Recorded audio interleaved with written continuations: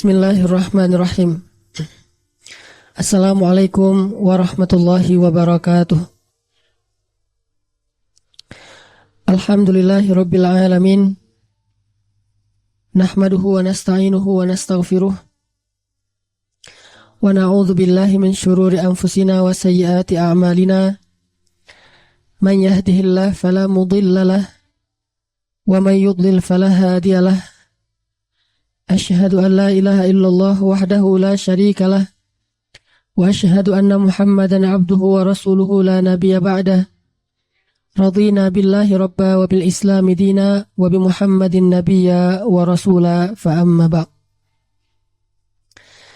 Ikhwati fillah,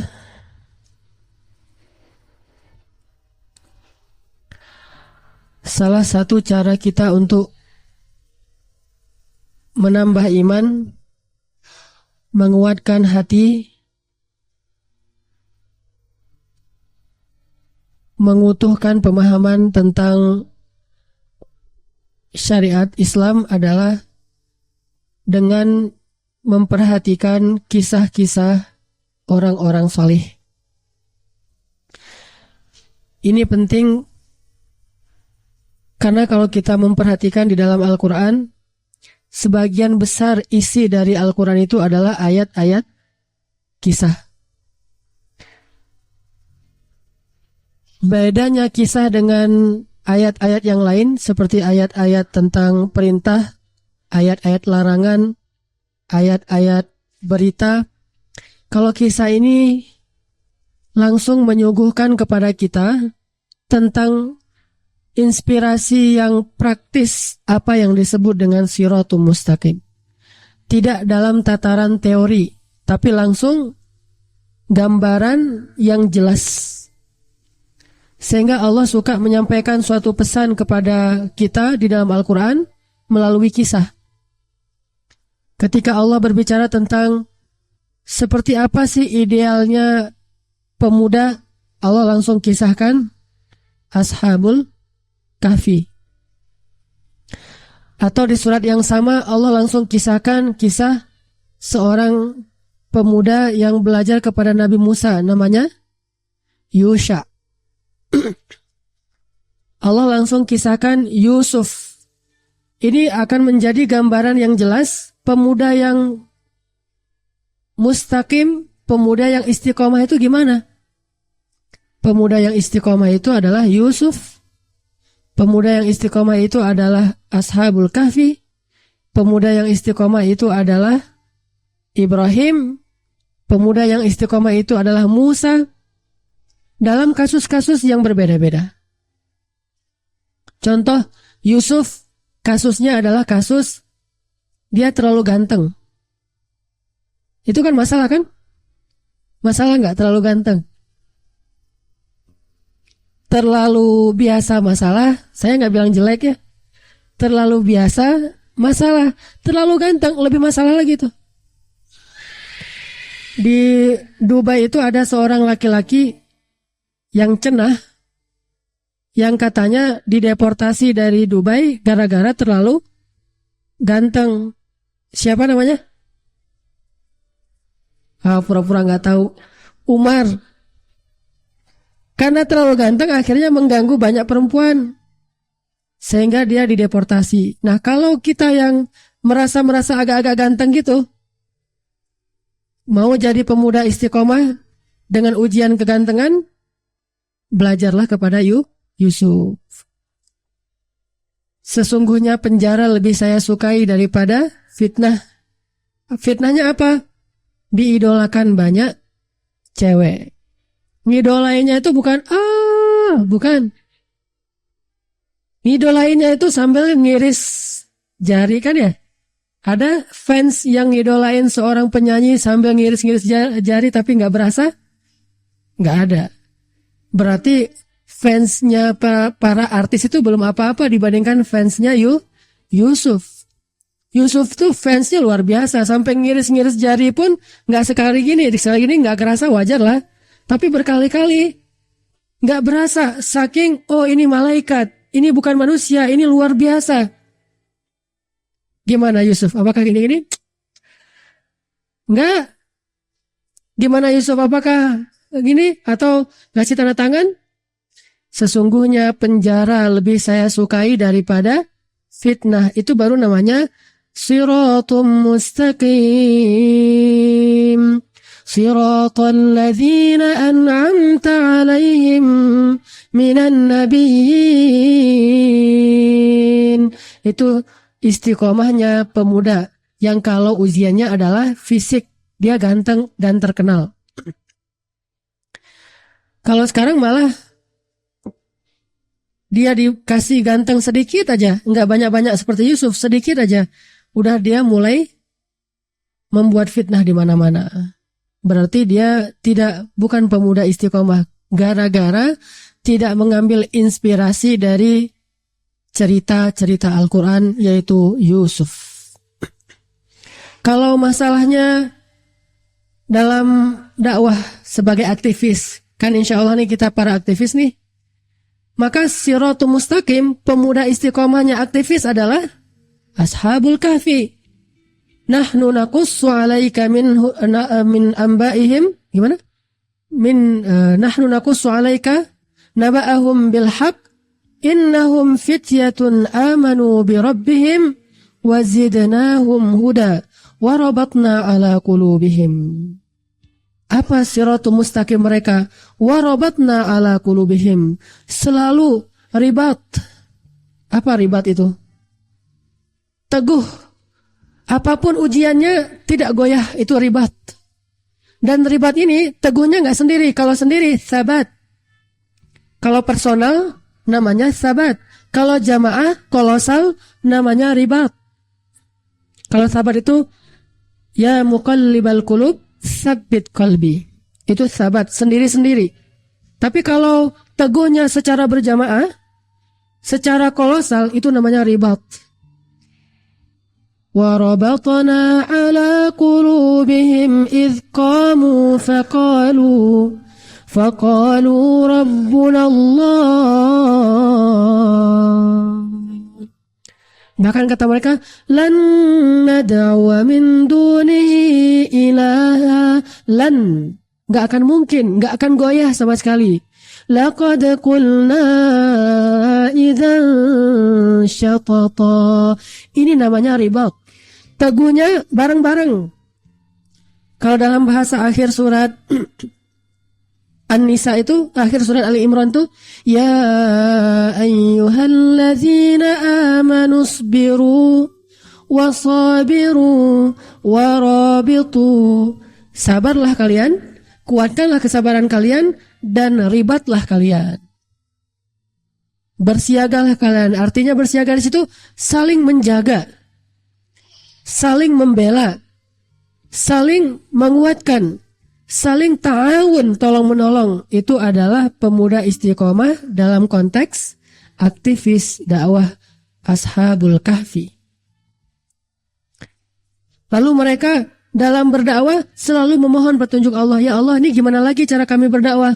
Rabbana atina min ladunka rahmah wa hayyi' lana min amrina rasyada. Terus dalam memutuskan selalu musyawarah. Qala qailum minhum kam labithtum? Qalu labithna yawman aw ba'da yawm. Qalu rabbukum a'lamu bima labithtum. Kan itu musyawarah. Berapa lama kita di sini? Kata sebagian, sehari atau setengah hari. Kata yang lain, Allah lebih tahu. Yang penting bukan berapa lama. Kita lapar. Ayo kita utus salah seorang di antara kita, beli makanan yang makanan paling bersih, paling suci, paling halal. Dan hati-hati jangan sampai ketahuan. Ini musyawarah dalam menyelesaikan masalah di antara mereka. Itu namanya ribat. Ribatnya jamaah. Itu siratul mustaqim, pemuda yang aktivis. Terus, siapa lagi contoh pemuda yang jadi inspirasi siratul mustaqim kisahnya dalam Al-Quran? Salah satunya adalah Musa. Dalam masalah apa? Dalam masalah kenalan sama cewek. Gimana siratul mustaqim seorang pemuda kenalan sama pemudi? Remaja kenalan sama remaji. Gimana caranya? Coba lihat surat Al-Qasas. Surat 28. Ayat 23. Kita tilawah. Surat 28 ayat 23.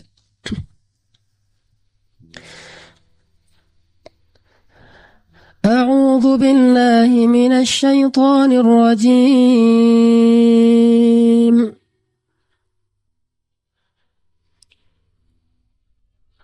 Bismillahirrahmanirrahim.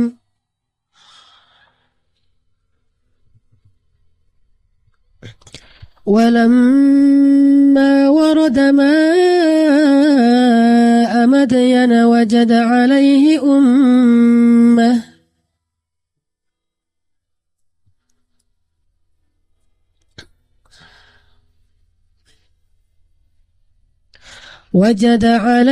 أمة من الناس يسقون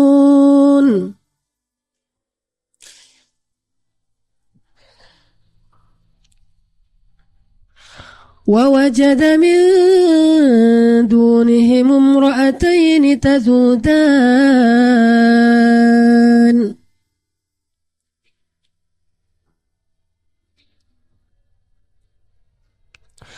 قال ما خطبكما قالتا لا نسقي حتى يصدر الرعاء وأبونا شيخ كبير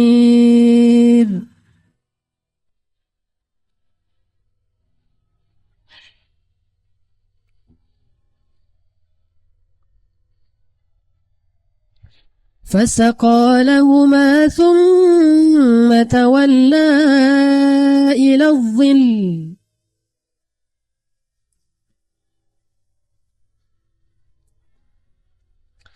فقال رب إني لما أنزلت إلي من خير فقير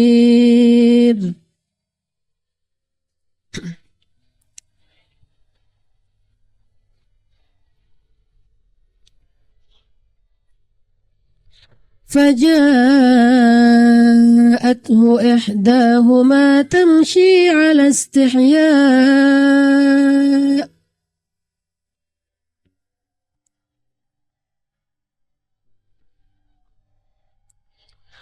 قالت إن أبي يدعوك ليجزيك أجر ما سقيت لنا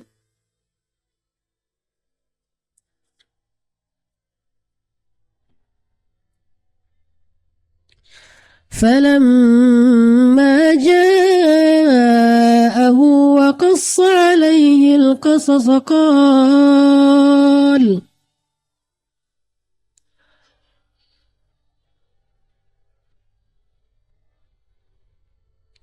وقص عليه القصص قال لا تخف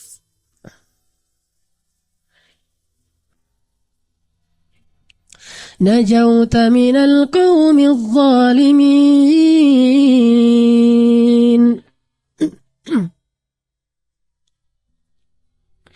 قالت إحداهما يا أبت استأجره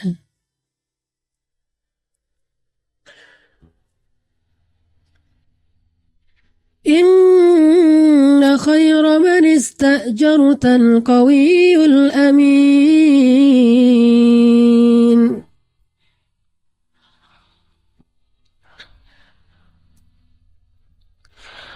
قال إني أريد أن أنكحك إحدى ابنتي هاتين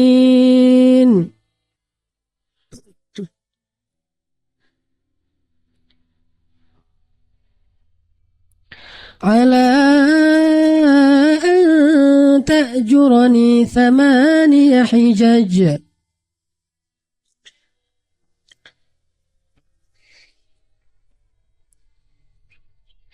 فإن أتممت 10 فمن عندك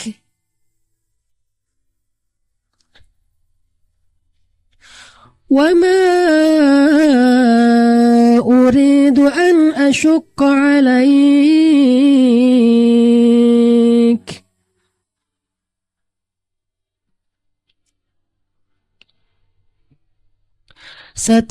ستجدني إن شاء الله من الصالحين.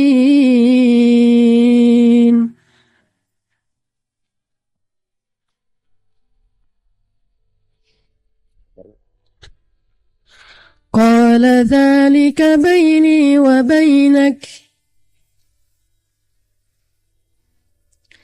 أيما الأجلين قضيت فلا عدوان علي والله على ما نقول وكيل.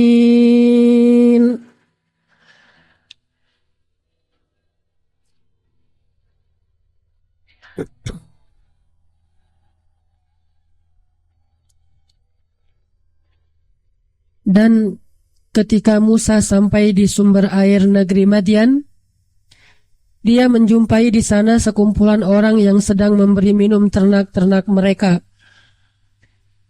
Dan dia menjumpai di belakang orang-orang banyak itu ada 2 perempuan sedang menambat ternak mereka. Musa bertanya, "Ada apa?" Kedua perempuan itu menjawab, "Kami tidak bisa memberi minuman ternak-ternak kami sebelum penggembala-penggembala itu memulangkan ternak-ternak mereka. Sedangkan ayah kami adalah seorang laki-laki yang sudah lanjut usia." Kemudian Musa pun menolong mereka dengan memberi minum kepada ternak-ternak perempuan-perempuan itu. Setelahnya Musa kembali berteduh di bawah pohon dan berdoa, "Ya Rabbi, sesungguhnya aku sangat memerlukan sesuatu kebaikan yang Engkau turunkan kepadaku." Tiba-tiba datanglah kepada Musa salah seorang dari kedua perempuan tadi, berjalan sambil malu-malu. Ia berkata, "Sesungguhnya ayahku mengundangmu untuk memberi balasan sebagai imbalan atas kebaikanmu tadi memberi minuman ternak-ternak kami." Lalu ketika Musa mendatangi ayahnya dan Musa menceritakan kepadanya kisah mengenai dirinya, maka ayah perempuan tadi berkata, "Jangan takut wahai anak muda, engkau telah selamat dari orang-orang yang zalim itu." Lalu salah seorang dari kedua perempuan itu berkata, "Wahai ayah, jadikanlah pemuda itu sebagai pekerja pada kita. Sesungguhnya pekerja yang paling baik itu adalah yang kuat dan yang dapat dipercaya." Ayah mereka berkata, "Aku ingin menikahkan engkau dengan salah seorang dari putriku. Dengan mahar, engkau bekerja kepadaku selama 8 tahun, dan jika engkau sempurnakan 10 tahun, itu adalah kebaikan darimu. Aku tidak ingin memberatkanmu. Insya Allah, engkau akan mendapati aku termasuk orang yang baik." Musa menjawab, "Baiklah, itu perjanjian antara aku dengan engkau. Yang mana saja dari kedua waktu yang ditentukan itu aku sempurnakan, maka tidak ada lagi tuntutan tambahan bagi diriku. Dan Allah menjadi saksi atas apa yang kita ucapkan." Ini adalah Siratul Mustaqim pemuda ketika berkenalan dengan pemudi. Gimana cara kenalannya? Seperti itu. Kemarin ada seorang akhwat pernah sekali apa 2 kali ngaji di sini, dan alhamdulillah kemarin hari Sabtu baru melangsungkan akad nikah. Kenalannya sekitar sebulan apa 2 bulan yang lalu, kenalannya hari Sabtu, khitbahnya hari Minggu. Jadi baru kenalan hari ini, besok udah khitbah. Sebetulnya mereka itu udah pernah satu SMP, cuma di SMP nggak kenal. Karena kan banyak kelas tuh.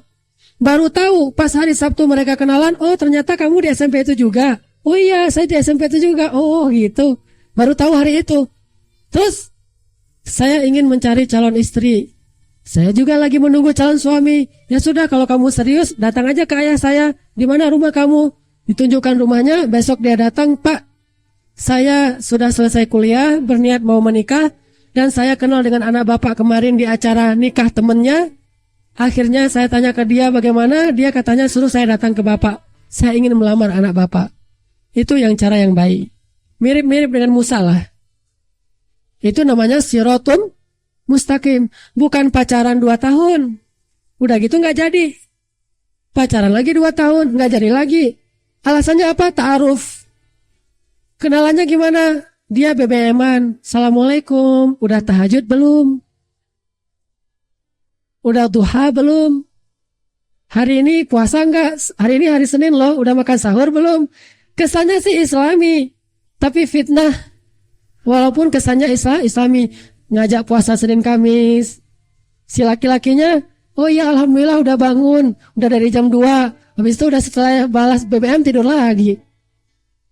Ini bukan ta'aruf. Ini fitnah. Musa adalah pemuda yang mengajarkan kepada kita tentang siratum mustaqim dalam kenalan laki-laki dengan perempuan. Gak banyak ngomong, cuma ma khotbukuma. Musa ganteng gak? Gak pernah lihat Ustaz. Semua nabi itu ganteng. Kan saya pernah bilang kan, gak ada nabi yang gak ganteng. Walaupun ada Yusuf yang gantengnya itu mukjizat, tapi nabi yang lain semuanya juga ganteng, cuma gantengnya alami. Jangankan nabi, suatu perusahaan aja kalau cari duta produk dia, cari yang ganteng dan cantik kan? Perusahaan minyak rambut carinya pemain bola. Kenapa nggak Lionel Messi yang jadi dutanya? Karena Lionel Messi biasa-biasa aja fisiknya, main bolanya yang luar biasa. Kenapa yang dicari Cristiano Ronaldo?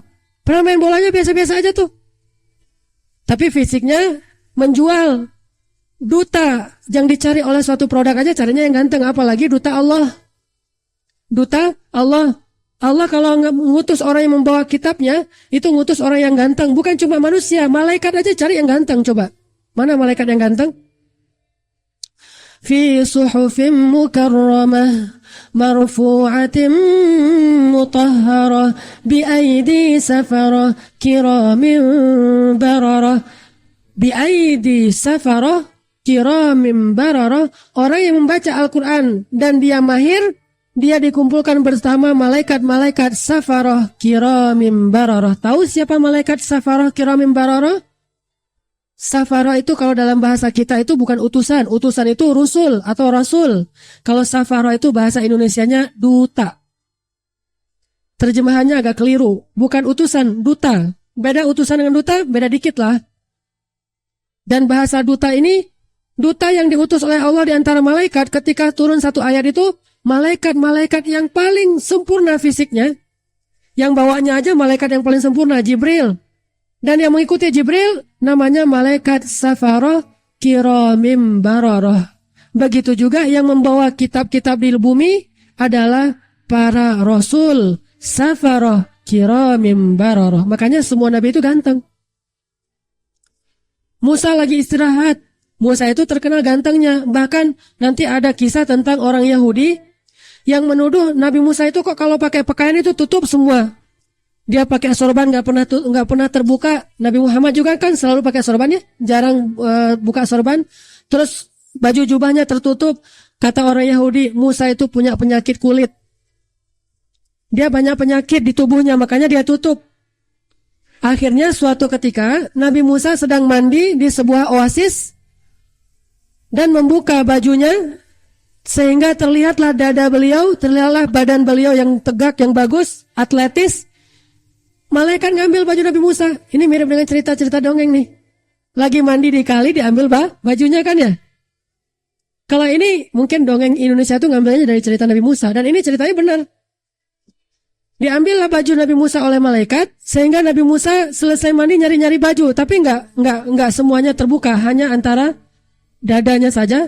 Dan antara perut sampai lutut tertutup tetap.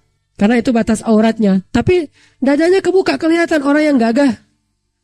Kemudian Nabi Musa lagi nyari-nyari baju, ada lewat pemuda Yahudi dan melihat ternyata tubuh Nabi Musa itu keren banget.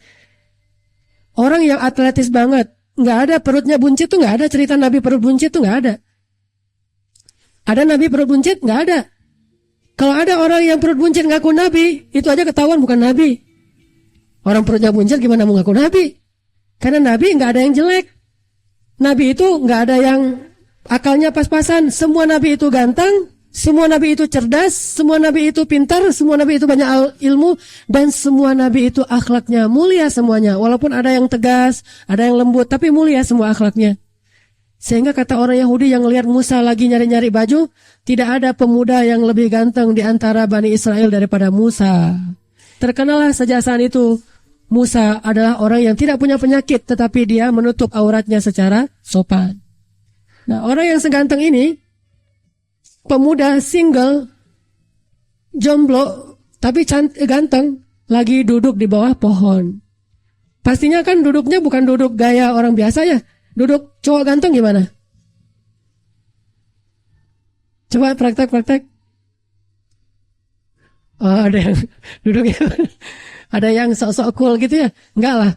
Pokoknya dia duduk di bawah pohon lagi kecapean, tiba-tiba melihat ada dua perempuan yang sedang menunggui ternak-ternaknya ingin memberi minum tapi nggak bisa, soalnya harus ngantri dengan penggembala-penggembala yang laki-laki. Perempuan yang soleha itu nggak mau desak-desakan sama laki-laki. Kalau kita pergi umroh, terus di hotel itu kan ada lift tuh. Kalau saya sering tuh, pas lagi saya di dalam lift, tiba-tiba terbuka lift, ada akhwat. Biasanya sih yang dari orang-orang Arab atau orang-orang yang paham agama ya. Dia pas mau masuk lift, lihat ada saya cuma sendiri di dalam lift, dia nggak jadi masuk. Nggak mau berdesak-desakan. Padahal nggak berdesak-desakan, nggak enak gitu. Bukannya nggak boleh, kalau di lift mungkin boleh-boleh aja lah. Tetapi masalahnya nggak enak, dia malu. Sifat malunya itu besar. Dan mahkota perempuan yang soleha itu adalah sifat malu. Nggak usah khawatir malu-maluin, emang malu. Itu mahkotanya. Sehingga dia berdiri paling belakang, yang laki-lakinya itu pada ngambil air untuk ternak-ternak mereka. Mau nunggu berapa lama? Satu orang penggembala ternaknya bisa ratusan. Nunggu lama, dilihat sama Nabi Musa. Ada apa sih kok mereka nggak maju-maju? Didatangin sama Nabi Musa. Nabi Musa datang. Pas datang Nabi Musa bilang apa? Ma khotbukuma, ada apa? Coba, bahasanya kan singkat, jelas ya. Nggak bertele-tele. Nggak. Boleh tukar pin nggak? Nggak ada. Perempuannya pun nunggunya ngapain? Ya nunggu aja mereka. Nggak nunggu sambil pakai tongsis kan? Nunggu sambil. Nggak. Istihya, malu. Nggak ada narsis-narsisan. Sekarang perempuan yang soleha itu seperti Maryam. Wadhkur fil kitabi Maryam idh tabadat min ahliha makanan syarqiyya. Dia lebih nyaman kalau dia tersembunyi daripada eksis. Tuh perempuan yang keren tuh, Siratul Mustaqim. Lebih nyaman kalau dia sembunyi, nggak banyak orang kenal daripada eksis. Dia lebih nyaman di PP-nya itu gambarnya bunga, gambarnya batu, gambarnya misalnya gunung, pokoknya pemandangan lah, daripada PP-nya gambar dia apa? Oke lah, wajah, oke. Dia foto diri sendiri wajah, tapi nggak usah gini-gini amat lah. Apalagi yang habis-habisan. Berarti ini nggak Maryam banget nih. Maryam itu fantabazat, dia menjauh, mengasingkan diri min ahliha, dari orang-orang, makanan syarqiyya, ke sebuah tempat di sebelah timur masjid. Bahkan di ayat yang lain qasiyya, yang jauh. Kenapa? Karena perempuan yang soleha itu lebih nyaman kalau dipinggit daripada kalau disuruh keluar. Dia nggak nyaman keluar rumah, lebih nyaman di dalam rumah. Ciri perempuan soleha yang menurut surat Ar-Rahman itu adalah hurum maqsuratun fil khiyam. Dia cantik, hurun, matanya lebar, cantik kan, simbol kecantikan. Dia cantik, tapi dia maqsuratun fil khiyam, nggak mau kelihatan orang. Coba, udah cantik nggak mau kelihatan orang, itu baru namanya perempuan Siratul mustaqim. Belajar dari siapa? Belajar dari Maryam. Maryam tuh cantik banget. Tapi nggak mau kelihatan orang. Kalau ini nggak banget cantiknya, pengen kelihatan orang banyak.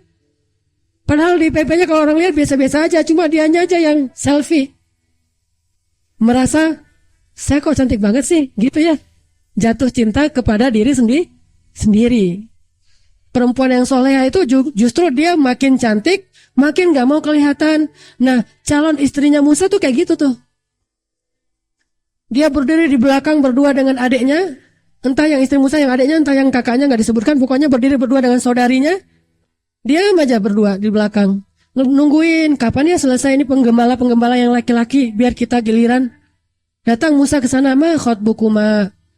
Kenapa kalian? Ada apa gitu? Kata mereka, coba lihat. Qalata, kata mereka, la naski hatta yusdirar ri'a wa abuna syekhun kabir. Segitu aja. Panjang nggak? Sedikit. Kami nggak bisa ngasih minuman ternak dan ayah kami udah tua. Gitu doang. Nggak. Ada apa? Nggak ada apa-apa gitu. Padahal caper. Ada SMS nyasar dibalas lagi. Nanti pakai emotikonnya banyak gitu ya. Emotikonnya ada yang gini-gini. Ada yang melet-melet keluar lidah. Ada yang begini-begini. Entah apa-apa aja keluar.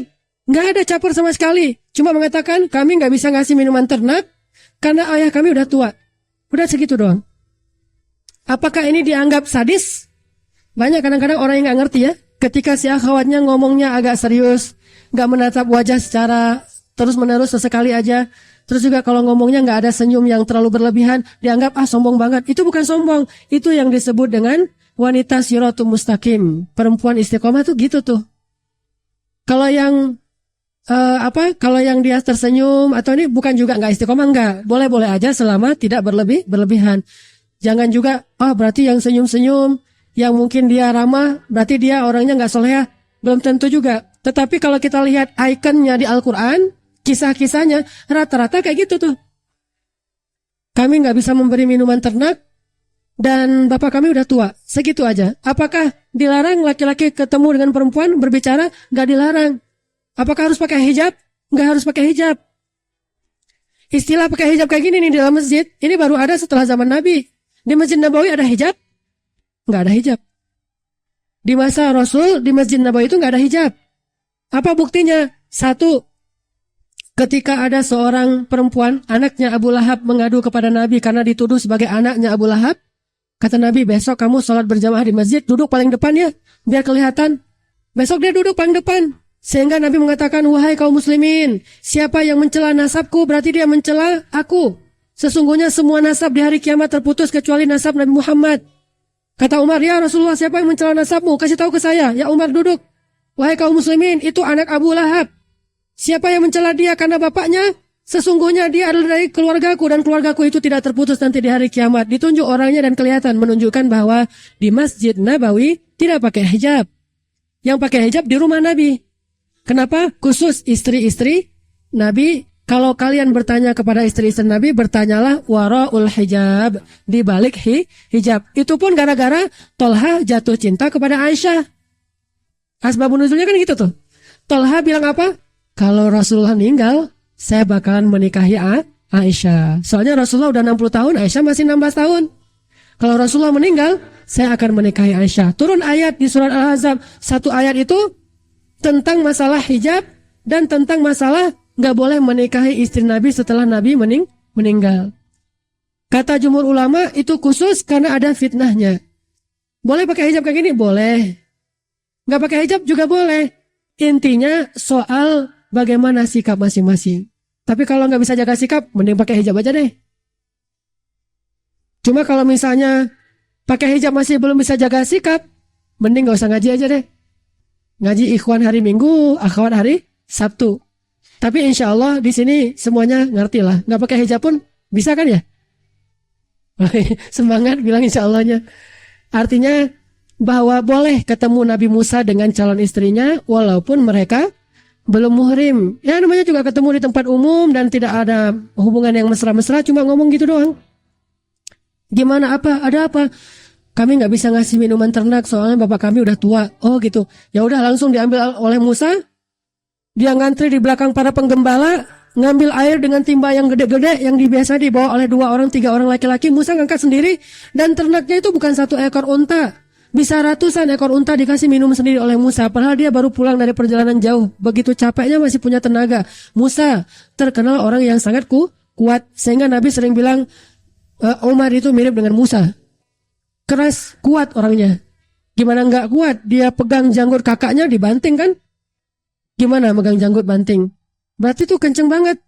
Ya ibna ummi la ta'khudh bilihyati, kata Harun. Harun itu kan orangnya lembut tuh. Wahai anak ibuku, jangan kau tarik janggutku. Lalu kenapa engkau biarkan mereka tersesat? Oh Musa, keras orangnya terhadap kebatilan. Aku sudah nasihati mereka. Wahai orang Bani Israel, wahai dan sebagainya. Ini menunjukkan bahwa Musa itu orangnya kuat, terlihat. Setelah itu Nabi Musa udah ngasih minuman ternak, dia langsung pergi. Nggak ada basa-basi yang lain. Duduk, ya Allah, saya lapar. Si perempuan-perempuan ini udah pulang. Tiba-tiba salah satu di antara mereka diutus oleh ayahnya datang lagi, alastihya. Datang kepada Musa malu-malu. Alastihya. Malu-malu datangnya. Gimana datang malu-malu? Gimana ya, wajahnya merah kan gitu kan ya. Gimana mau ketemu, soalnya nih bukan nggak kenal, orangnya keren lagi. Terus saya nggak pernah ketemu dengan cowok lagi, belum biasa. Kalau nggak malu-malu berarti udah biasa gaul sama laki-laki. Kalau ini istihya menunjukkan dia belum terbiasa berinteraksi dengan laki-laki, sehingga makanya kemarin pas mereka nikah nih yang tadi saya cerita akhwat, baru kenal sehari udah langsung khitbah. Pas mau ngasih makain mas kawin, kan ada semacam penyerahan mas kawin tuh, habis akad nikah, udah gitu cium tangan, salaman gitu ya. Pas mau salaman gimana? Lama. Mau salaman tuh gini-gini lama. Kayak ada magnet gitu, nggak dapat gitu ya. Lama gini, gimana rasanya? Aduh, gimana tuh rasanya tuh? Tuh luar biasa. Ini istihya. Ini perempuan yang siratum mustaqim. Mau salaman sama suaminya aja di depan umum, karena belum pernah megang tangan laki-laki, itu malu-malu. Lama mau megang tangan tuh, yang laki-laki juga sama. Akhirnya pas salaman, kakunya minta ampun. Tapi di situ ketahuan betapa mereka menjaga diri. Ini baru namanya siratu Musa. Jalannya Musa dan jalannya istri Musa. Sehingga ketika dia mau menemui Musa, tamshi ala istihya, dia berjalan malu-malu, ragu-ragu. Gimana ini caranya? Gimana ngomongnya ya? Pas dia sampai di depan Musa, baru dia ngomong, sesungguhnya bapak saya mengundang kamu untuk ngasih ujrah. Ujrah itu kalau bahasa kita upah atas ternak yang kamu kasih minum tadi. Udah gitu doang ngomongnya. Akhirnya, oh ya sudah, Musa pergi. Jalannya gimana? Musa di depan, perempuan ini di belakang. Jalannya nggak bareng, nggak pakai daun pisang, hujan. Itu mahnya tenggelamnya kapal Van der Wijk ya. Nggak gitu-gitu amat. Saya dulu waktu SMP 3 kali khatam baca buku tenggelamnya kapal Van der Wijk, karena saya senang sastra, jadi saya belajar dari Hamka. Kalau di versi bukunya pakai daun pisang. Kalau versi filmnya pakai payung tradisional. Nggak ada pakai daun-daun pisang, jalan deket-deketan. Nggak ada, yang satu di depan, satu di belakang. Karena makruh perempuan jalan di depan, laki-laki di belakang. Apalagi naik turun tangga. Makruh, bukan haram sih, tergantung kondisi. Apalagi kalau laki-lakinya nggak bisa jaga pandangan. Sehingga si Nabi Musanya di depan, perempuannya di belakang. Nggak apa-apa kalau laki-laki di depan. Terus gimana tahu rumahnya? Tinggal bilang aja dari belakang, belok kanan. Gitu kan? Belok kiri, lurus. Udah kayak navigator. Gimana? Turn left, turn right, strike, apa? Belok kanan, belok kiri. Navigator kan gitu kan ya? Ya udah jadi navigator aja dari belakang. Dan itu adalah siratum mustaqim, cara laki-laki dengan perempuan yang belum saling kenal. Sampai di rumah, ayahnya ngobrol, ternyata mereka punya perhatian kepada Musa. Udah gitu pakai bahasa sindiran ke ayahnya, ayah, apa? Kayaknya laki-laki itu baik dan dia kuat. Gimana kalau dia jadi pekerja aja, menggantikan ayah? Kan ayah nggak sanggup ngasih minuman ternak, menggembala sendiri. Kami juga susah kalau perempuan. Dia kayaknya paling cocok tuh. Ayahnya paham. Bahasa kayak gini nih, bagi seorang perempuan pasti ada modus. Ketika dia bilang, Masya Allah orangnya baik ya, itu modus. Tapi bahasanya sopan, elegan. Bukan, aku pengen nikah sama dia, pokoknya aku kalau nggak sama dia nggak mau nikah. Nggak gitu-gitu amat. Ini mah anak yang manja, ini bahasanya elegan banget. Gimana kalau dia jadi pekerja kita? Ayahnya langsung paham. Kalau enggak, perempuan ini nggak akan pernah mengomentari seorang laki-laki kalau dia nggak tertarik. Dia mengomentarinya karena memang benar-benar ini laki-laki menawan, memang layak dikomentari. Siapapun perempuan yang ngelihat Musa dan dia masih single, pasti akan mengomentari Musa. Dan ayahnya tahu, kok anak saya selama ini nggak pernah perhatian sama laki-laki, yang ini dia komentar, dia bicara, oh berarti dia ada hati nih. Orang dulu kan gitu kan. Saya pernah dengar cerita sepupu saya mau nikah perempuan sepupu saya. Keluarganya bagus, cara pendidikannya, akhlaknya bagus. Suatu hari si sepupu saya ini pernah nyebut nama seorang sepupu yang lain. Laki-laki. Kata mamanya, saya belum pernah dengar loh dia nyebut tentang seorang laki-laki, baru kali ini. Kayaknya kita jodohin yuk, dia sama sepupunya. Nah ini berarti menunjukkan perempuan ini selama ini terjaga. Sekali dia nyebut laki-laki itu gara-gara dia tertarik dan orang tuanya langsung ngerti. Sedangkan kalau udah biasa, kamu serius gak sih? Kamu serius gak sih? Ditanya kayak gitu. Kalau kayak gitu tuh berarti udah biasa tuh. Soalnya seringnya gak serius. Wahai ayah, boleh gak dia jadi pekerja di rumah kita? Kata ayahnya, wahai Musa, bukan ditawarkan jadi pekerja, ditawarkan jadi suami, tapi dengan cara maharnya bekerja. Lebih cerdas lagi nih si bapak. Calon mertuanya cerdas banget ya. Jadi sekali gitulah. 2-3 pulau terlampaui. Wahai anak muda. Kalau bahasa di drama-drama radio, wahai kisanak gitu ya. Maukah engkau menikah dengan putriku? Sesungguhnya kami ini orang baik, kan gitu kata dia. Sesungguhnya kami ini orang baik, maksudnya sesungguhnya aku dan putri-putriku ini orang yang terjaga.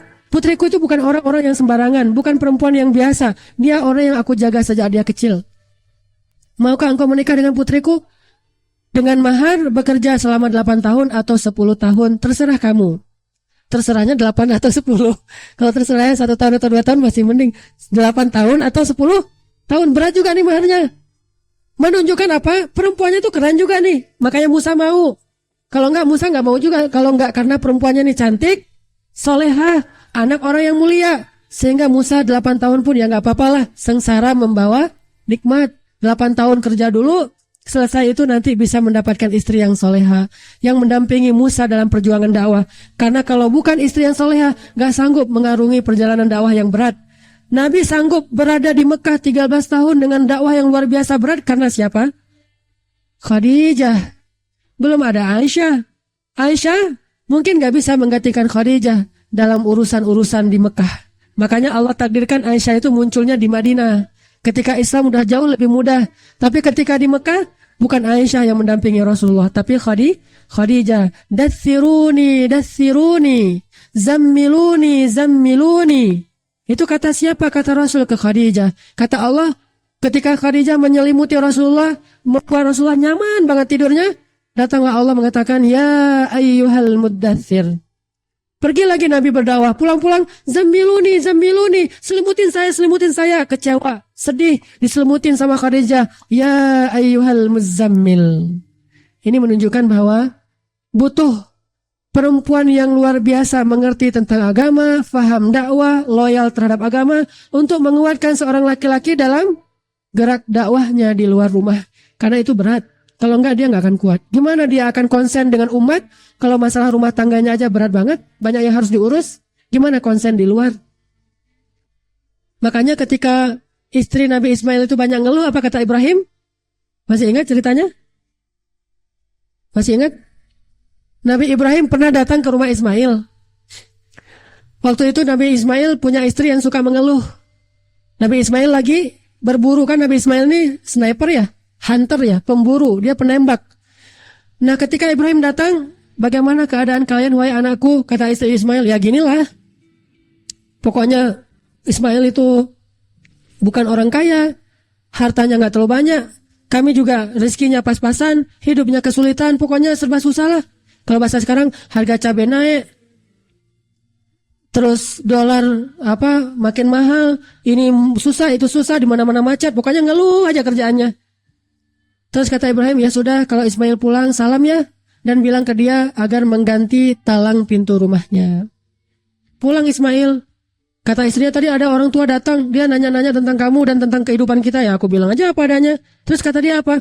Kata dia, salam buat kamu, dan bilang suruh ganti talang pintu rumah. Perasaan talang pintu rumah gak ada yang rusak. Istrinya gak ngerti. Apa kata Ismail? Tahukah kamu siapa dia? Dia ayahku Ibrahim, yang Allah beri wahyu kepadanya. Dan tahukah apa maksudnya? Dia menyuruh aku menceraikan kamu dengan cara baik-baik. Diceraikan istri pertama, dibawa pulang ke orang tuanya, nikah lagi, datang lagi Ibrahim. Ini ceritanya singkat-singkat ya. Kan panjang ceritanya nih. Datang lagi Ibrahim, gimana keadaan kalian wahai anakku? Alhamdulillah, Allah baik banget pada kami. Ibu Ismail itu seorang suami yang soleh, suami yang luar biasa, dan aku bahagia. Pokoknya baik aja, bersyukur. Kata Ibrahim, salam ya ke Ismail. Kalau dia pulang bilang dia gak perlu lagi mengganti talang pintu rumahnya. Artinya apa? Butuh seorang perempuan yang luar biasa agar bisa menjadi seorang laki-laki yang luar biasa. Makanya Musa tahu siapa calon istri di antara dua perempuan yang mau dinikahinya ini. Oh, ini yang cocok untuk menjadi pendamping hidup saya. Saya seorang yang terbuang di Sulawesi, di Makassar saya dianggap orang Padang, di Padang saya dianggap orang Makassar. Saya adalah orang yang terbuang, kan gitu ya kurang lebihnya. Artinya saya terbuang dari Mesir. Di Mesir saya dianggap orang Madian, di Madian saya dianggap orang Mesir. Butuh seorang perempuan yang keren banget nih. Cinta the first love dan endless love. Cinta pertama dan cinta abadi. Akhirnya diterima, menikah. Dan terbukti solehnya perempuan ini gak pernah ngeluh. Ikut bersama Musa dalam suka dan duka. Salah satu adegan dukanya apa? Ketika mereka berada di Bukit Tursaina, direkam di awal surat Toha. Katanya, Kusu, tunggu kalian di sini. Aku melihat inni anastu nara la'alli atikum minha biqabasin au ajidu 'alan nari huda. Ditinggallah istri dan anaknya dalam keadaan kedinginan. Istri dan anaknya enggak mengeluh. Ini adalah siratum mustaqim dari seorang nabi yang bernama Musa alaihissalam, pemuda. Coba kita buka akhir surat Hud, surat 11.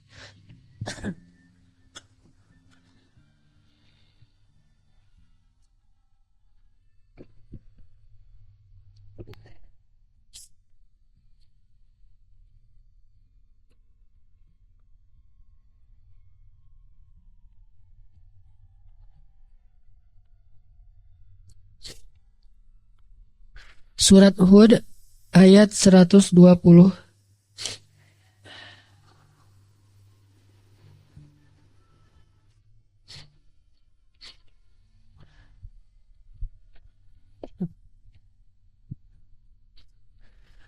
Bismillahirrahmanirrahim.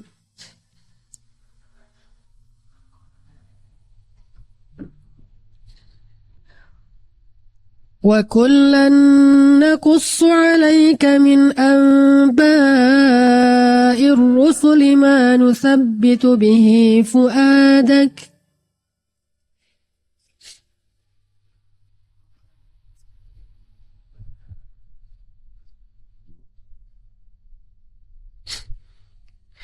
وَجَاءَكَ فِي هَذِهِ الْحَقُّ وَمَوْعِظَةٌ وَذِكْرَى لِلْمُؤْمِنِينَ.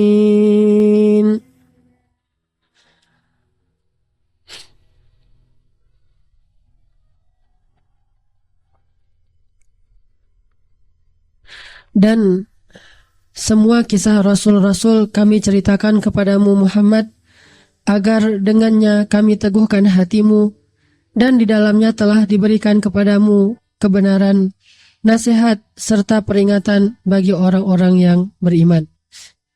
Maksudnya apa? Kisah-kisah itu bisa menjadi penguat hati. Penting bagi kita untuk memahami kisah sedalam mungkin. Dan kalau nanti antum sudah pada punya anak, salah satu materi tarbiyah aulad yang luar biasa itu adalah kisah. Dan kisah itu lebih mudah dicerna oleh anak kita daripada kita ajarkan misalnya coba hafal rukun Islam. Dia hafal tapi nggak ngerti. Hafal rukun iman, dia hafal tapi nggak ngerti. Kalau kisah, coba. Kisah itu intinya dua. Kalau kita berkisah, belajarlah bahasa narasi dan bahasa dialog. Gimana narasi, gimana dialog. Narasi kalau dulu kan pada suatu hari, itu narasi ya. Kalau dulu tuh. Kalau misalnya dialog, katanya, ini berkata, itu berkata, dan dua orang yang berbicara, kita bedakan intonasi suara. Coba berkisah ke anak-anak kita itu kayak bersandiwara. Sehingga mereka mendengar dan mereka akan sukses. Dan tidaknya kita berkisah kepada anak-anak kita itu, gimana kita tahu sukses apa enggak? Kalau anak-anak kita itu sampai memiliki spirit kisah itu dalam diri mereka. Kalau kisah tentang seorang tokoh sampai mereka kagum kepada tokoh itu, berarti kita berhasil mendoktrin mereka dengan kisah. Sama kayak kita nonton film. Film-film yang dibuat oleh orang Hollywood itu kan membuat kita senang kepada tokohnya. Misalnya film Superman. Semua orang pengen jadi Superman, beli baju Superman. Ketika kita baca kisah tentang kehidupan salah seorang pemain bola, jadi pengen mengidolakan pemain bola, beli baju yang ada tulisan pemain bola. Kalau perempuan, kisah tentang seorang mungkin Cinderella, akhirnya kita cari sepatu Cinderella. Pokoknya kisah itu yang baru sukses atau enggak dilihat dari apa? Dari bisa enggak kita mengagumi atau memiliki semangat di kisah itu dalam diri kita. Ketika saya mengisahkan tentang Sulaiman, anak saya yang Maryam, yang TK yang paling kecil bilang, Baba kalau nanti aku punya adik yang laki-laki pengen dikasih nama Sulaiman. Berarti dia ngidolain Sulaiman. Ketika kita kisah Zulkarnain, pokoknya kalau aku punya adik laki-laki mau namanya Zulkarnain. Terakhir kita kisahkan Umar, pokoknya kalau aku punya adik laki-laki mau namanya Umar. Udah berapa aja? Yang terakhir kemarin kisahnya Yahya, karena saya lagi kagum-kagumnya sama Yahya nih.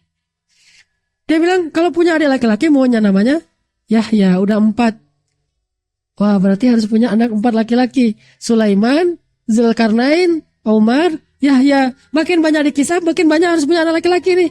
Kenapa? Karena si yang Maryam sama Aisyah tuh ngidolain banget yang dikisahkan. Apalagi kalau kisah Yahya itu kita kisahkan gimana Yahya masuk kecil, usia 7 tahun udah hafal kitab Taurat.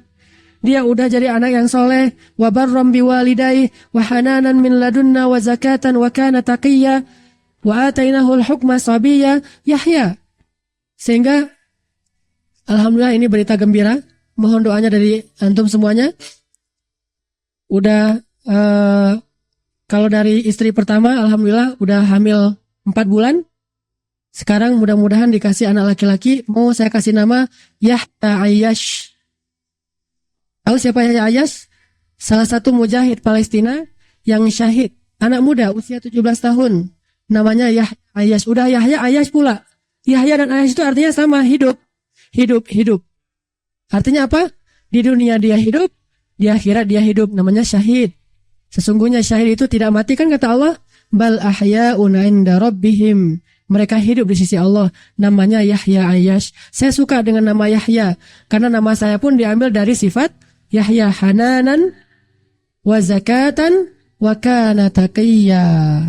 Jadi mohon doanya mudah-mudahan dikasih anak laki-laki. Seperti keinginan Imran punya anak laki-laki. Seperti Zakaria pengen punya anak laki-laki. Fahabli min ladunka waliya waj'alhu rabbi radiyya. Apalagi memang Maryam pengennya adiknya dikasih nama Yahya. Kalau nanti anak perempuan gimana Ustaz? Udah aja juga namanya. Namanya Khadijah. Wah biasa aja Ustaz. Enggak biasa. Itu orang yang pernah dapat salam dari Allah langsung kan ya. Khadijah Hanunah. Panggilannya apa Ustaz? Nona. Panggilannya Nona. Kan Khadijah Hanunah. Hanunah itu artinya kekasih.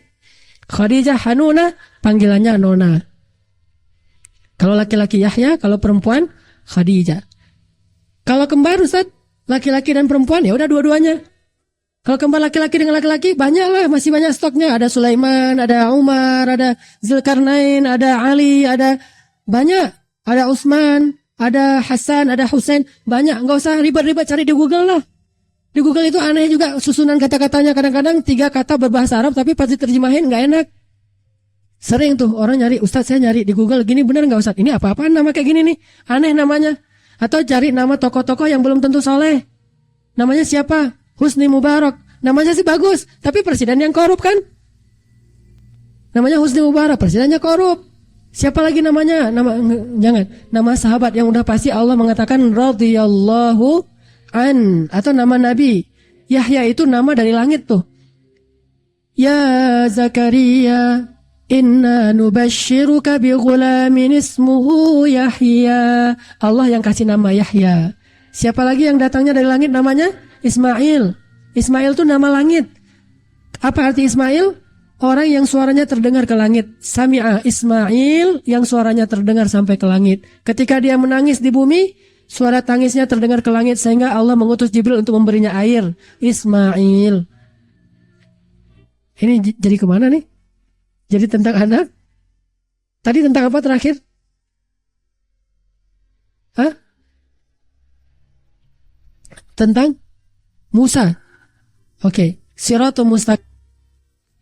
Selanjutnya kalau misalnya kita baca kisah Al-Quran, kisah Siratul Mustaqimnya pemudi. Kalau tadi kan pemuda, Musa, Ashabul Kahfi, Yusha. Kalau yang perempuan, siapa?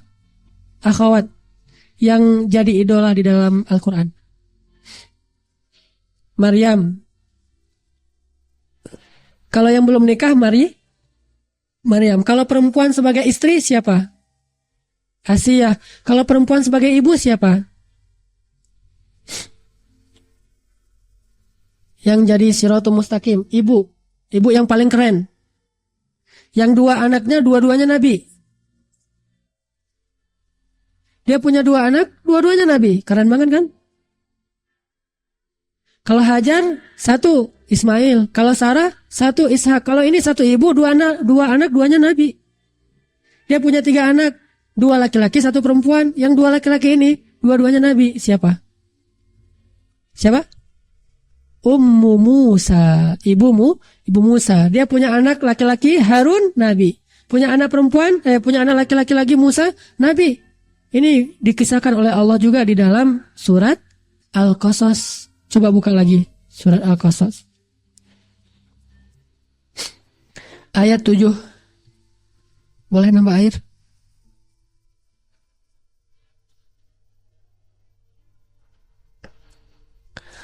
وأوحينا إلى أم موسى أن أرضعيه فإذا خفت عليه فألقيه في اليم ولا تخافي ولا تحزني إنا رادوه إليك وجاعلوه من المرسلين. Sampai kepada kalimat ayat 10. Wa asbaha fuadu ummi Musa farigha. Terus Allah katakan sampai di kalimat ayat 13, faradadnahu ila ummihi kay taqarra 'ainuha wa la tahzan.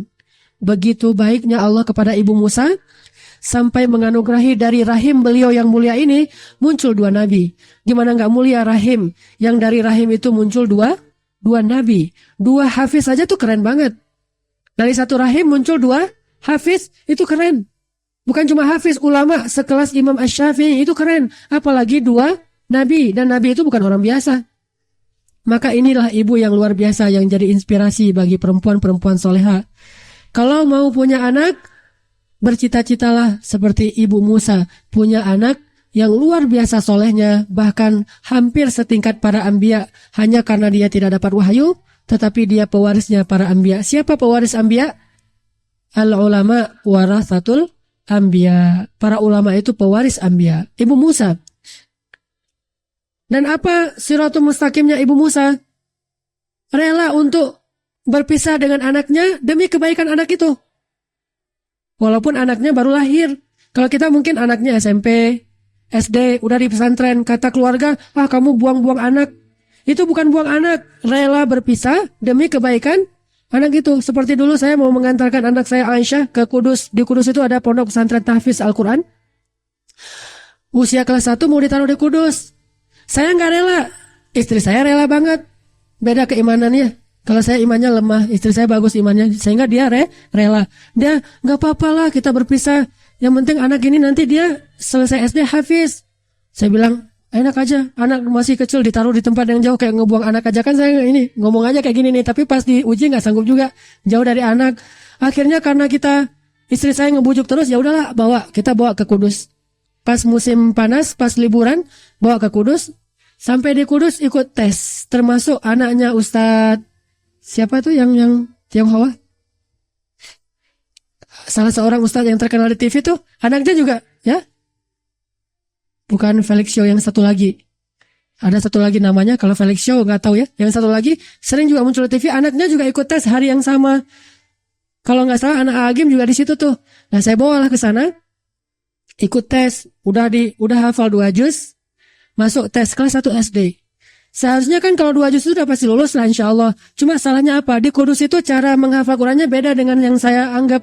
Saya belajar menghafal Qurannya versi Arab. Belajarnya baca amma yatasaalun tartil. Ternyata di sana nggak gitu. Amma yatasaalun anin nabiyil azim alladzi hum fihi mukhtalifun. Gitu tuh baru lancar. Kalau anak saya pasti tes, coba Aisyah ngaji amma yatasaalun anin nabiyil azim. Dipikir nggak lancar, kok lama bacanya, beda versi. Akhirnya nggak lulus. Pas nggak lulus, saya senyum-senyum baca sendiri. Dalam hati, alhamdulillah. Istri saya yang sedih, nggak lulus, salah cara mengajarkan. Saya bilang bukan salah, kita yang benar. Mereka mungkin punya mazhabnya sendiri. Kalau saya nggak setuju cara ngafal kayak gitu, karena walaupun lancar, tapi wakafnya nggak benar. Hanya mengandalkan lancar. Kalau ini udah tartil, wakafnya benar, cuma dia memang agak lama. Kalau ngulang hafalan itu 1 juz 1 jam. Kalau itu 1 jam itu bisa dapat 3 juz. Sehingga wajar anak-anak Kudus itu kelas 3 SD udah selesai khatam.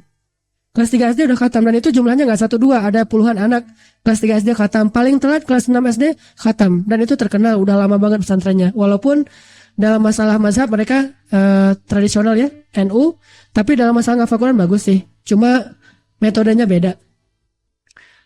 Apa sih namanya? Yang Kiai Arwani itu, saya bawa ke sana, tapi saya bersyukur nggak lulus. Sehingga anak saya balik lagi ke Bandung, sekarang sekolah di dekat rumah, setiap hari bisa ketemu. Cuma di situ akhirnya saya belajar ke istrinya Nabi Musa, ibunya Nabi Musa, oh ternyata harus gitu ya, kok berat amat sih? Berat, makanya itulah inspirasi ibu-ibu. Kalau alhamdulillah kalau istri saya, dia berhasil, dia bukannya nggak sayang sama anak, jauh lebih sayang daripada saya. Karena dia yang melahirkan, dia yang mengandung 9 bulan, dia yang menyusui, dia yang mendidik, jauh lebih sayang daripada seorang ayah. Tetapi imannya jauh lebih baik daripada saya, sehingga dia rela berpisah dengan anaknya demi kebaikan anak itu. Kelas 1 SD udah mau ditaruh di pesantren, alhamdulillahnya nggak jadi. Tapi ini udah target lagi nih, nanti kelas 1 SMP mau taruh lagi di pesantren. Nggak tahu saya nanti siap apa enggak. Kalau kelas 1 SMP, siapa tahu mungkin kalau udah kelas 1 udah lumayan ini ya, karena udah gede. Setidaknya puas-puasin dulu lah masa kecil. Tapi sebetulnya kalau di Cina, saya nggak bawa laptop. Kalau di Cina itu ada satu pesantren, pernah dulu diputarkan, pesantren tahfiz Al-Quran di Cina. Itu yang masuk ke sana itu mulai dari usia 3 tahun. 3 tahun udah masuk pesantren dengan syarat ayah ibunya minimal menghafal 1 juz Al-Quran. Kalau enggak, berarti ayah ibunya nih enggak punya azam, sehingga nanti takutnya anaknya enggak akan berhasil. Kalau ayah ibunya hafal 1 juz, anaknya pasti lulus, walaupun belum bisa ngomong, belum bisa baca Quran. Memang masuk situ belum bisa baca Quran, tapi kelas 6 SD udah hafiz semuanya. Cuma pesantren ini terlarang di Cina. Enggak boleh di Cina itu ada pesantren ngafal Quran, sehingga kalau lagi dicari tahu, diinspeksi gitu sama pemerintah Cina, mereka bilang bukan pesantren Al-Quran, pesantren bahasa Arab. Jadi kayak Islamic Center yang isinya adalah learning Arabic, bukan learning Al-Quran. Nggak boleh belajar Al-Quran di sana. Bolehnya belajar bahasa Arab. Itu ada di Cina, yang negerinya bukan mayoritas Muslim. Dan anak-anaknya itu udah tinggal di situ dan nggak boleh dijenguk kecuali 2 bulan sekali. Coba bayangin anak 3 tahun ditaruh di pesantren, anaknya itu lucu-lucu. Kan sipit-sipit, putih-putih gitu ya. Dan di puncak gunung Cina dingin-dingin, anaknya tuh kayak tikus gitu, lucu-lucu gitu. Saya ngeliat kok kayak tikus lucu-lucu gitu. Imut-imut anak-anaknya tuh. Ngeliat, oh lucu-lucu banget. Dan mereka semuanya kalau ngomong, saya ada satu adegan bilang, Sadaqallahul Azim, dia baca Al-Quran. Idza zulzilatil ardu zilzalaha, dengan logat Cina pas Sadaqallahul Azim wa. Nggak tahu kenapa begitu gitu. Gaya orang Cina ngaji gitu. Lucu-lucu semuanya. Kok tega ya orang tuanya. 2 bulan sekali baru bisa ngejenguk, itu pun cuma sehari. Udah gitu ditinggal lagi, 2 bulan lagi kemudian dijenguk lagi. Tapi fasilitasnya bagus. Tempat odolnya ada, tempat sikat giginya steril. Terus handuknya tuh ada 3, ada handuk wajah, handuk badan, handuk untuk yang kalau dia lagi berkeringat. Handuknya itu steril, tempatnya hangat. Emang fasilitasnya sih bagus. Tempat tidurnya itu digulung, kalau saya udah habis bangun tidur digulung, nggak bisa tidur lagi, nggak ada tempat tidur, karena tempat tidurnya model ala orang Jepang, digulung dan tidurnya di bawah. Kenapa? Biar hangat. Soalnya lantainya itu lantai yang hangat, soalnya mereka di musim dingin terus. Ternyata ada yang tega, dan itu ngambilnya dari inspirasi siapa? Ummu Musa. Berat hati ibu Musa, bukannya nggak berat, tetapi karena itu perintah Allah, ya udah dihanyutkan juga di Sungai Nil. Tapi terbukti Allah mengembalikan dia kepada ibunya, kai taqarra ainuha wala tahzan, supaya ibu Musa nggak sedih terus, supaya ibu Musa bergembira. Ini namanya siratul mustaqim ibu Musa. Siapa lagi ibu-ibu yang jadi siratul mustaqim di dalam Al-Quran? Ibunya Maryam, istri Imron. Apa inspirasinya? Bernazar pengen punya anak yang jadi ulama. Bukan cuma anak soleh. Kalau soleh itu sendiri. Ini soleh dan mensolehkan. Berarti ulama. Dan itu tidak bisa dilakukan kecuali anak laki-laki. Kenapa? Tidak sama laki-laki dengan perempuan dalam masalah syariat. Bukan gak sama dalam masalah amal soleh. Kalau amal soleh semuanya bisa sama. Bahkan perempuan bisa lebih soleh daripada laki-laki seperti Maryam. Cuma kalau dalam masalah syariat punya keterbatasan. Sehingga kata Allah, tidaklah sama antara laki-laki dengan perempuan dalam masalah batasan syariat. Ibunya pengen punya anak laki-laki supaya bisa berdakwah keluar dari rumah. Ternyata anaknya, Rabbi, inni wada'tuha untha. Ya Allah, anak saya perempuan. Kata Allah, wallahu a'lamu bima wada'at, walaysa dzakaru kal untha. Allah tahu siapa yang dia lahirkan. Laki-laki emang gak sama sih dengan perempuan. Tetapi kata Allah, fataqabbalaha rabbuha biqabulin hasanin wa ambataha nabatan hasanan wa kaffalaha Zakaria. Tetap diterima oleh Allah. Apa pelajarannya? Ibu yang punya azam pengen banget anaknya itu jadi ulama. Itu penting sekali. Pertama doa ayah, Rabbi habli minas solihin, Zakaria dan Ibrahim. Kedua, azam ibu. Kalau ibu mau punya anak yang ulama sampai ke tingkat azam, insya Allah jadi anaknya ulama. Tapi azam ya, bukan khawatir. Apa bedanya? Khawatir itu pikiran yang cuma terlintas, besok lupa. Pertama pengen anaknya jadi ulama. Oh, akhirnya ngelihat Cowboy Junior, pengen anaknya jadi Cowboy Junior. Terus ngelihat Brandon, pengen anaknya jadi dancer. Terus ngelihat apa lagi, pengen anaknya jadi ini, jadi itu. Ganti-ganti keinginannya, itu namanya khawatir. Nggak jadi apa-apa nanti. Nggak jadi ulama juga, nggak jadi penyanyi juga, nggak jadi apa-apa.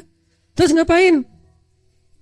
La ilaha ula, wa la ilaha ula. Muzabzabina baina dzalik. Nggak ke sana, terombang-ambing karena ibunya labil. Selama hamil labil aja. Pengen ini pengen itu, pengen ini, pengen itu, ganti-ganti.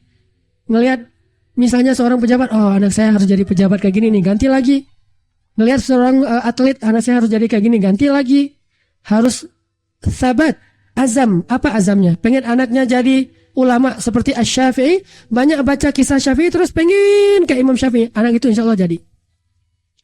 Saya buktinya. Bukti apa Ustadz? Ibu saya ketika hamil saya dulu tahun 81 berazam saya pengen punya anak yang qori juara nasional. Usia 12 tahun. Persis 12 tahun kemudian, tahun 94 saya juara nasional tingkat anak-anak, usia saya 12 tahun.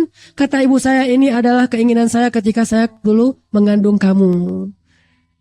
Sehingga saya berpikir, coba kalau ibu saya bilang saya pengen punya anak seperti Imam Syafi'i. Sekarang saya udah jadi Imam Syafi'i. Kalau jadi Imam Syafi'i gimana? Saya baca Al-Quran, langsung hafal. Langsung hafal kan keren tuh kan ya? Udah hafiz hadis, ribuan hadis. Tapi karena azamnya qori, ya sebatas qori. Alhamdulillah. Alhamdulillah lah. Gak ada yang boleh kita sesali. Tapi kalau misalnya kita punya kesempatan lagi, jangan sebatas itu. Jangan cuma pengen anaknya jadi qori. Kalau perlu, anak saya harus jadi imam Masjidil Haram. Jadilah dia Syekh Sudais. Idhab. Ja'alakallahu imam al-haramain. Pergi kamu. Semoga Allah jadikan kamu imam Masjidil Haram. Kan gitu kan? Akhirnya jadilah dia imam Masjidil Haram. Kalau marah sama anak, kalau anaknya lagi nendang-nendang di dalam perut, wahai imam Masjidil Haram, gitu kan ya? dielus-elus sampai bilang Imam Masjidil Haram, Masya Allah Yahya gitu, Masya Allah Syafi'i, Masya Allah. Pokoknya apa yang kita azamin, insya Allah azamin, azamkan. Nah insya Allah tuh jadi tuh. Nah istrinya Imran berazam punya anak ulama. Ternyata takdir Allah beda, anaknya perempuan. Tapi soleha banget, bahkan dia seperti perempuan surga. Lam yatamithunna insun qablahum walajan. Terpelihara banget, hanya untuk punya anak pun gak boleh pakai laki-laki, saking terpelihara.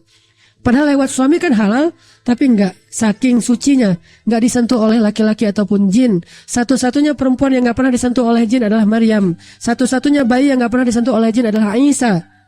Luar biasa. Tapi Allah wujudkan cita-cita istri Imran dengan melahirkan cucunya yang bernama Isa. Rasul, bukan cuma Nabi, Rasul. Bawa kitab suci, Injil. Ini azam istri Imran. Siratul mustaqim. Makanya ibu itu harus punya azam. Anaknya tuh mau jadi apa yang jelas. Jangan labil, yang jelas, yang spesifik. Dan terus menerus dipelihara selama hamil, mengandung, terus melahirkan, mendidik sampai dia besar. Insya Allah jadi. Syekh Ahmad Yasin tahu? Salah satu pendiri Hamas di Palestina. Itu azam ibu beliau. Kalau kita lihat di YouTube, dialog dengan beliau, almarhum ketika beliau masih hidup, sebelum beliau ditembak, beliau bilang, ketika saya dalam kandungan, ibu saya bermimpi akan punya anak laki-laki dan disuruh kasih nama Yasin. Akhirnya saya dikasih nama Ahmad Yasin. Dan ibu saya berazam saya jadi seorang ulama dan mujahid. Benar jadi ulama dan mujahid. Azam ibunya. Makanya punya azam itu siratul mustaqim Ummu Musa. Intinya wahai ikhwati fillah, banyaklah baca kisah di dalam Al-Quran. Karena pelajaran di dalam kisah itu sangat universal. Tidak terhalang kita dari jarak dan waktu. Karena kisah itu selalu bisa menginspirasi kita. Walaupun sudah terjadi 1000 tahun yang lalu, itu bukan halangan bagi kita. Kisah itu sangat universal. Dan dia selalu bisa lebih mudah diserap daripada bahasa teori. Sehingga banyak baca kisah, Al-Quran, Al-Hadis, dan riwayat-riwayat yang sahih. Setelah itu kisah akan kembali kepada anak-anak kita. Mudah-mudahan itu bisa mempermudah kita dalam tarbiyah di rumah tangga kita. Amin ya rabbal alamin. Barakallahu li walakum. Wassalamualaikum warahmatullahi wabarakatuh.